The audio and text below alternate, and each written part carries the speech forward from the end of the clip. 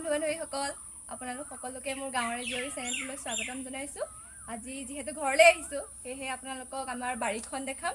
বলক। যিহেতু বাদুলি আৰু কেৰ্কেটুৱা আছে, এয়া এজোপা লেচু হয় আমাৰ, সেইকাৰণে এয়া জালখন দি থোৱা হৈছে। আপোনালোকক দেখুৱাম লেচু আহক।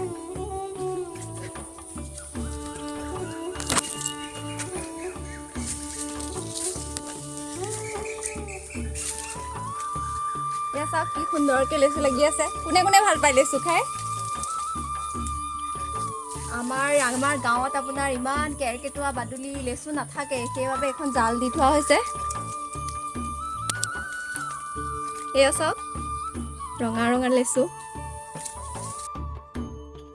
আৰু গছৰ পৰা লিচু কেইটামান ছিঙিও ল'লোঁ। দেখি বাৰু কাৰ কাৰ লোভ লাগিছে, আৰু ভাবিলোঁ মাক গুচাই খাব দিওঁ। চাব দেই। অ' মা, লিচু আনিছোঁ, খোৱা এটা। অঁ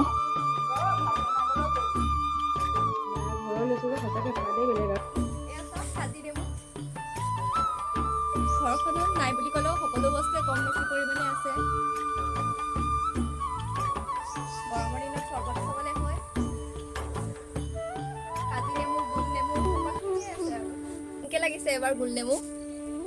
বৰ বেছি লগা নাই, তথাপিও হৈছে আৰু।